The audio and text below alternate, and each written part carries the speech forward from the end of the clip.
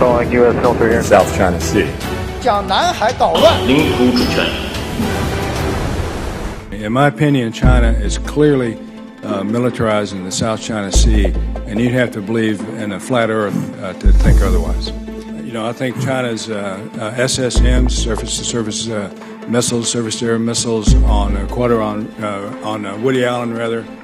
Its radars, new radars on Quadron Reef over here. The runway, the 10,000-foot runway on Subi Reef over here, and on Fiery Cross Reef and other places. These are actions that are changing, in my opinion, the operational landscape in the South China Sea. Well, no matter what people think, Admiral, the Earth is still round. The words that you've been saying are as misleading as saying the Earth is flat.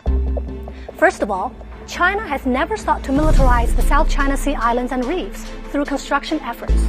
Whether they are being militarized depends on for what purpose the construction is conducted. In fact, China's construction works include not only building necessary defense facilities, but also civilian infrastructure. Second, not seeking to militarize the South China Sea does not mean not to set up defense. By building defense facilities on Chinese islands and reefs, China is actually exercising its rights to self-preservation and self-defense, both of which are safeguarded by international law. Actually, the American warship's constant strolling at China's backyard has made us very nervous. We have to repair our fence.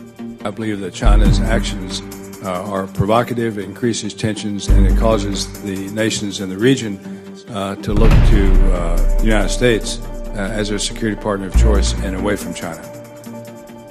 As a country heavily dependent on this important waterway, China would be the last one in the world to wish for turbulence in the South China Sea.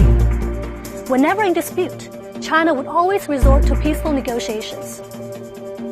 The Asia-Pacific region has been at peace for decades, but that valuable peace has been broken by frequent visits of American warships and airplanes, like a gate-crashing visitor to the neighborhood. So who has really been muddling the waters of the South China Sea? I wonder. Besides, China is not the only country in the region to build infrastructure and defense facilities on South China Sea islands. Other countries, such as the Philippines, have long been doing so on Chinese islands. Yet that hasn't stopped the U.S. from calling China a bully and turning a blind eye to its little brother's unlawful behavior. Resorting to fear-mongering by vilifying China as a threat, Washington plots to forge a coalition to encircle China and force it to dance to its tune. But China, unlike some countries, will not be a minion following the despicable.